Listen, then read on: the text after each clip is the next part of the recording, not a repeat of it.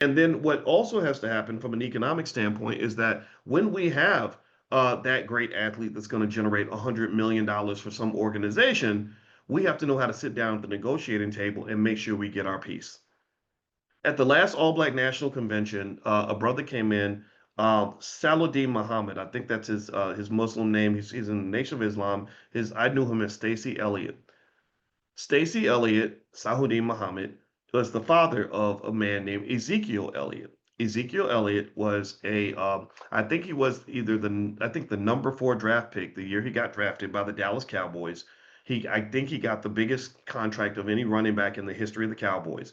And when they got the contract, his father was smart enough to know, okay, this is our avenue for the creation of generational wealth.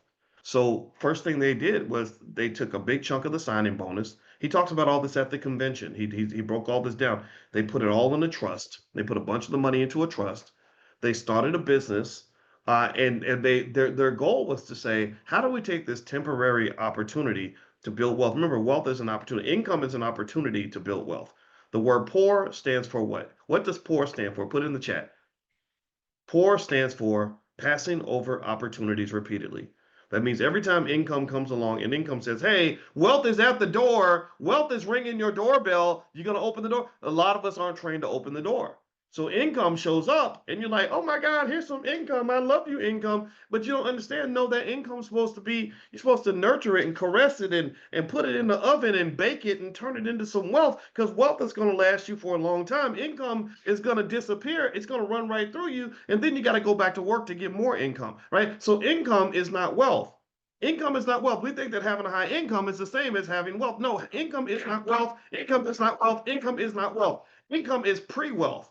Income is what wealth looks like before it gets managed properly and turned into something better. Do you understand? Income is the cookie dough. Wealth is the hot, fresh, warm baked cookies that come out the oven that you get to eat that taste all moist in your mouth. That's what I want you to understand. So he understood the assignment. The assignment that he had as the father and the head of the household. Because when his son went to the NFL, he spoke very openly. He said, "Yeah, they thought that he would have a single mother with him on the red carpet." He said, "No, he got his big 6'4", 250-pound daddy right next to him. I invested in this asset long before you did, so the family is going to benefit before anybody else." And he had those conversations with the Dallas Cowboys owner, Jerry Jones. He had the conversations with the Ohio State football coach. Things was Urban Meyer at the time. He had that conversation to say, no, this is generational wealth.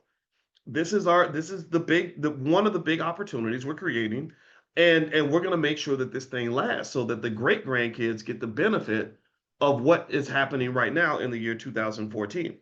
See, if you get that big opportunity in 2025, somebody in the year 2125 should be living good because of what happened to you in 2025. But if all you see is the income and you don't see the wealth, you don't embrace investing, you don't embrace ownership, you don't embrace acquisition of real estate, you don't embrace entrepreneurship, then what's going to happen is that it's just going to be a great story that somebody gets to tell. And then someone's going to say, well, what happened to all that money? I don't know. It disappeared. He spent it on women and liquor and strip clubs and new clothes. And they were driving. Ooh, look at those old pictures.